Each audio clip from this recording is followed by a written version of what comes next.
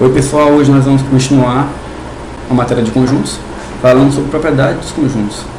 Eu já tinha falado que ia continuar a partir deste assunto agora, e eu pensei que ia ser um assunto pequeno, mas acabou sendo um assunto um pouco grande. Vamos lá, vamos começar. Propriedade dos conjuntos. Eu coloquei aqui no começo de propriedade dos conjuntos a parte que fala sobre o conjunto das partes. Isso não é exatamente uma propriedade, talvez até devesse ter colocado na matéria passada esse assunto.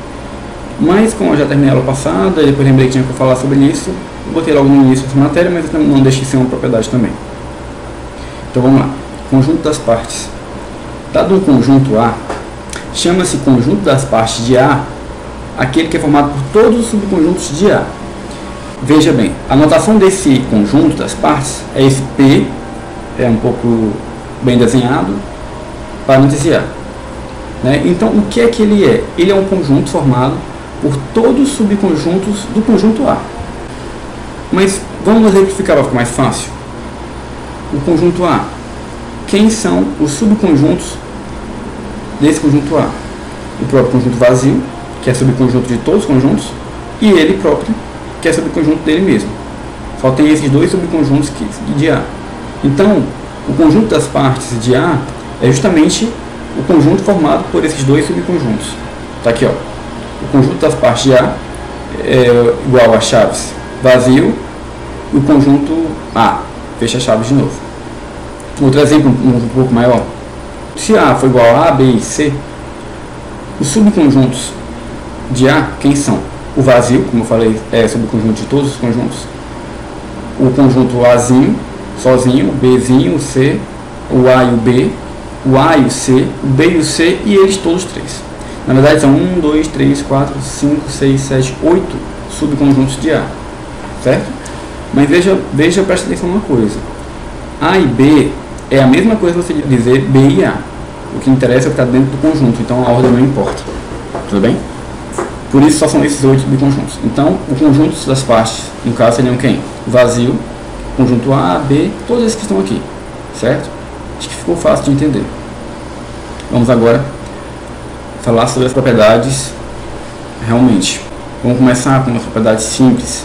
O meu objetivo, na verdade, está mais para o final desse trabalho, mas essas propriedades iniciais, que falam sobre as propriedades da inclusão, por exemplo, elas são lógicas, são bem lógicas. Eu estou colocando aqui apenas para a pessoa entender e saber que ela existe e que elas, na verdade, são óbvias, tanto que não há necessidade nem de demonstrar. Vamos lá. Sendo A, B e C três conjuntos arbitrários, valem as seguintes propriedades. Vazio está contido em A. Como eu disse, o conjunto vazio é subconjunto de todos os conjuntos. Ele está contido em todos. Entendeu? Porque ele não tem nada. Então, nada está incluso em tudo. O conjunto vazio, ele está contido em todos os conjuntos, independente de como ele seja. Tanto que eu falei que A era arbitrário, igual a B e C. Propriedade 2. A é subconjunto dele mesmo. A está contido nele mesmo. Também é bem lógico. É a propriedade reflexiva.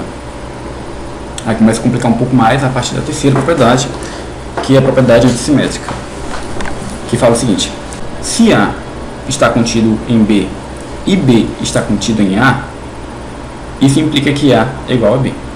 É lógico, porque se todos os elementos de A estão dentro de B e todos os elementos de B estão dentro de A, obviamente é porque os dois são iguais. Todos os elementos de um estão no outro e todos do outro estão nele mesmo. Então, não tem nenhum que sobra nessa brincadeira. Também é bem lógico essa propriedade. Como eu digo, não é para você decorar essas propriedades. É para você entender que elas existem, porque não vai ser necessário você decorar nenhuma propriedade dessas para resolver qualquer questão. É apenas que você entenda. Vamos lá. Quarta propriedade.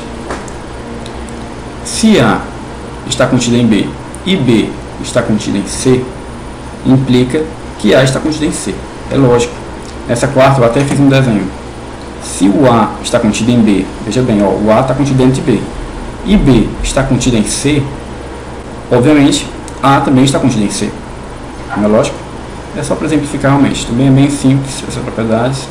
São as propriedades da inclusão. Elas, como eu disse, não são para decorar, são apenas para entender. Vamos agora falar sobre as propriedades da reunião. Sendo A, B e C conjuntos quaisquer, valem as seguintes propriedades. A união do conjunto vazio é ele mesmo. Não precisa nem comentar muito, vazio não tem nenhum elemento. A, somando os elementos do conjunto vazio, é ele mesmo.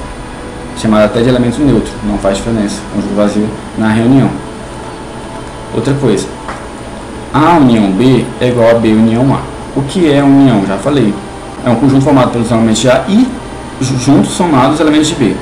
Então não importa a ordem, se B união A ou A união B. Só para mostrar. Aqui é a figura representando a terceira propriedade. O que é A união B?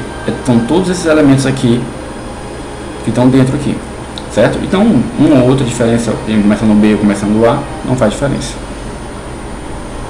Quarta propriedade. Aqui começa a complicar um pouco mais, mas não é tão mais complicado. Ele apenas falou, A união B, união C, é igual a A união, parêntese, B união C. Aqui é só para dizer que não importa se você primeiro faz a união B, depois você faz primeiro B união C, é sempre a soma de todos os elementos. Tá vendo? Eu desenhei aqui os diagramas para você entender melhor. A reunião de todos os elementos, independente se você fez primeiro A união B ou se você fez primeiro B união C, vai dar no mesmo. Então é bem lógica também, como eu disse, não é para se decorar. É para entender que elas existem, não importa se você faz primeiro, união um ou outro. É a chamada propriedade associativa. Agora nós vamos entrar nas propriedades da interseção. Sendo A, B e C conjuntos quaisquer, valem as seguintes propriedades. A interseção A é igual a A. Por quê? O que é a interseção? Não é o que eles têm em comum? O que é que o A tem em comum com ele mesmo? Ele mesmo. Então é por isso que a interseção A é ele mesmo.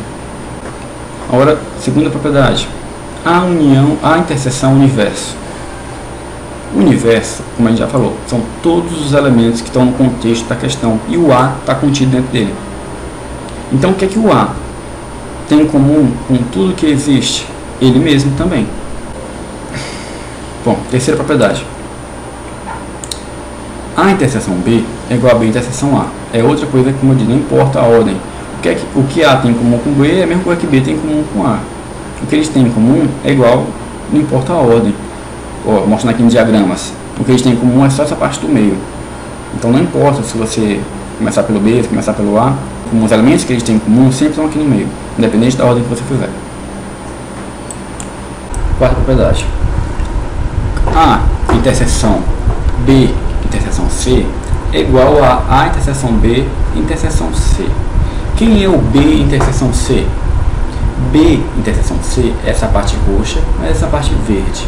Essa parte toda aqui que eu estou passando na mão. Ok? E quem é o A interseção essa parte que eu estou passando na mão? O A não é esse aqui todinho? A parte que A interseção B não é essa parte todinha? O que é que eles têm em comum? Só essa parte roxa. Então nós vemos que esse lado todinho representa essa parte roxa. Vamos ver se esse lado também representa a mesma coisa. Quem é o A interseção B? A interseção B é justamente essa parte cinza, mas a parte roxa. E essa parte cinza, mas essa parte roxa, interseção C, quem é? É também a parte roxa. Então a gente acabou de provar a quarta propriedade. Não faz diferença fazer primeiro o B e o C, depois fazer o primeiro A e o B. Não faz diferença. É apenas para você entender essa propriedade associativa. Uma outra definição importante, aproveitando isso, que não falando de interseção, é os conjuntos disjuntos. Os conjuntos disjuntos ocorrem quando dois conjuntos quaisquer, A e B, são tais que a interseção B não tem elemento algum, ou seja, é vazio. Vamos falar aqui de mais algumas propriedades, são as mais interessantes, né? Elas talvez necessitem de um pouco mais de atenção. Algumas primeiras não são lógicas ainda, mas algumas outras são mais difíceis de entender. Então vamos lá. Primeira propriedade. A união, parêntese, A interseção B, fecha parênteses, igual a A. Como é que a gente vai entender isso? Quem é o A interseção B? É os elementos que tem o A e ao mesmo tempo tem o B, ou seja, a interseção de A interseção B está dentro de A e também está dentro de B. Exatamente isso. Se eu fizer A união este elemento, vai dar o próprio A, porque esse elemento já está em A. Entendeu? Então isso, mais isso aqui não vai somar mais nada, vai dar o próprio A. Não se repete dentro de um conjunto. Segunda propriedade. A interseção, abre parênteses, A união B. Quem é A união B? São todos os elementos que estão no A e todos os elementos que estão no B juntos num conjunto só. Se eu fizer isso, interseção A, vai dar o próprio A. Por quê? Porque o A está totalmente dentro do A união B. O que eles têm em comum é o próprio A. Por isso que vai dar o conjunto A. Agora sim, vamos entrar em algumas propriedades um pouco mais complexas, mas mais interessantes de ver também. Terceira propriedade. São as propriedades distributivas, né? Eu desenhei ela para ficar mais fácil de visualizar. Vamos lá. A interseção B união C é igual a interseção B união A interseção C. Como é que a gente vai visualizar que essa questão está correta? Bom, vamos fazer por partes. Esse primeiro termo nós vamos visualizar nessas duas primeiras figuras. Vamos lá. Quem é o A? Nessa figura aqui, essa parte amarela. Eu botei aqui embaixo. Essa figura representa o A. Interseção o B união C. Quem é o B união C? Essa parte amarela aqui, ó. Eu estou passando a mão. Veja bem, o que é que eles têm em comum? Esse elemento A e o B união C. É justamente essa parte aqui do meio. Essa parte que tem aqui e essa parte que também tem aqui. Ou seja, é essa parte aqui. Então esse primeiro termo todinho dá esse item no meio. Agora vamos fazer o contrário. Vamos verificar se isso aqui realmente é igual a isso. Que é igual a isso aqui também. Vamos fazer como? Esse termo aqui é representado por essas duas figuras aqui desse lado. Quem é o A interseção B? Eu desenhei aqui, essa partezinha amarela aqui, ó. A interseção B. Quem é o A interseção C? Essa outra parte amarela aqui que eu estou passando a mão. A união dos dois vai dar justamente essa parte aqui, a soma dos dois. Essa parte aqui que se repete e essa outra parte aqui. Ou seja, esses dois termos são iguais. Então a gente acabou de provar a terceira propriedade.